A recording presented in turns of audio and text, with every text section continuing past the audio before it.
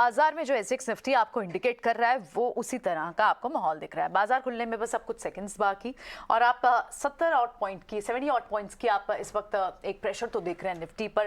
Banking stocks लगभग अब 40,500 जो एक सपोर्ट की भी बात की जाए, सपोर्ट रेंज की बात की जा रही थी, उससे भी नीचे खुलने की तैयारी कर रहा है। तो अगर यहाँ से खुलता है और 17,800 इनफैक्ट 17,750 भी एक सपोर्ट रेंज है, उसके आसपास खुलता है या उससे नीचे खुलता है तो क्या नीचे की रेंज एक बार के लिए खुल सकती है? इस पर लगातार बात हो रही है। तो देखना होगा कि अब से कुछ देर में जब बाजार खुलता है तो कौन कौन से सेक्टर्स और स्पेसेस प्रेशर माउंट कर सकते हैं। हालांकि रिलायंस से तो एक स्ट्रेंथ आपको पिछले पूरे हफ्ते मिली है।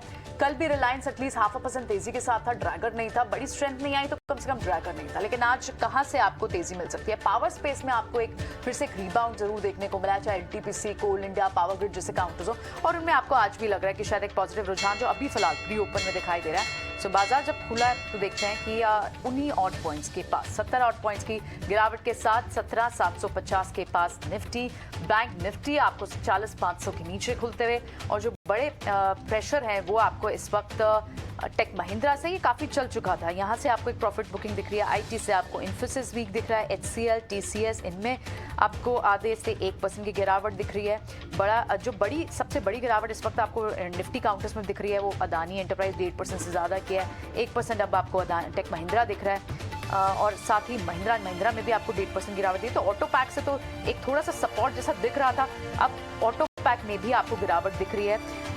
महिंद्रा वीक है, साथ ही बजाज ऑटो में वीकनेस है, टाटा मोटर्स वीक है, हीरो मोटोकॉर्प में भी लगभग माइनस की गिरावट है, लेकिन यहाँ गिरावट है। तो ये स्पेसेस तो हैं जो इस वक्त दबाव प्रेशर माउंट कर रहे हैं बाजार पर। इसके विपरीत उन स्पेसेस में, क्योंकि कल भी बाजार थोड़ा डिफेंसिव की तरफ टिल्टेड दिख रहा था, एफएमसीजी हो, फार्मा हो, वो कुछ काउंटर्स है जो हरे निशान में ट्रेड कर रहे हैं। ब्रिटानिया, सिप्ला, मेटल पैक में आपको कल जेएसडब्ल्यू स्टील, टाटा स्टील दोनों तेजी के साथ बंद हुआ था। आज आपको एल्यूमिनियम काउंटर्स में हिंडाल्को जैसे काउंटर्स, और आज भी टाटा स्टील, जेएसडब्ल्यू स्टील में मूव दिख रही है। कुछ कंज्यूमर नेम्स थे, कल भी थे ये टाटा कंज्यूमर, टाइटन जैसे नेम्स, और आज आपको यहाँ पर एक अभी तो फिलहाल हरे निशान में दिख रहा है, लेकिन देखना होगा कि ये कितने सस्टेन कर पाते हैं। चलिए वेरी क्विकली एक बार मिड कैप को भी देख लेते हैं कि वहाँ किस तरह का रुझान है। मिड कैप स्पेस में भी हम बात करें तो वहाँ पर भी आपको पीएसयू बैंक से एक बड़े ड्रैगर कल भी थे। आज आपको ऑयल इंडिया में बड़ा डेंट दिख रहा है, 4%। एलटीटीएस में आपको 2% गिरावट दिख रही है। टोरेंट पावर नंबर्स के बाद एक अच्छी मूव दिखा चुका था, वहां से अब आपको प्रॉफिट बुक होते हुए दिखाई दे रहे हैं।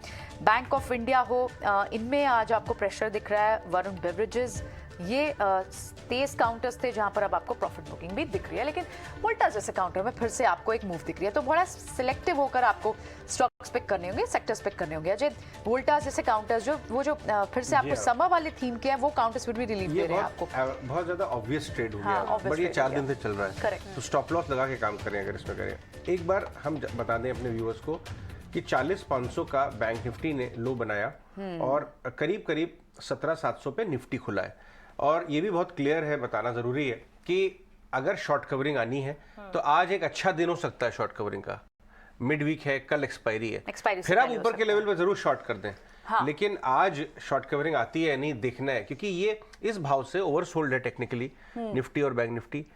कौन इस बाजार को फ्रेश शॉर्ट इस भाव पे कौन करता है? रिस्क रिवॉर्ड फेवरेबल नहीं है, रिस्क रिवॉर्ड फ्रेश शॉर्ट के लिए फेवरेबल नहीं, तो रिवॉर्ड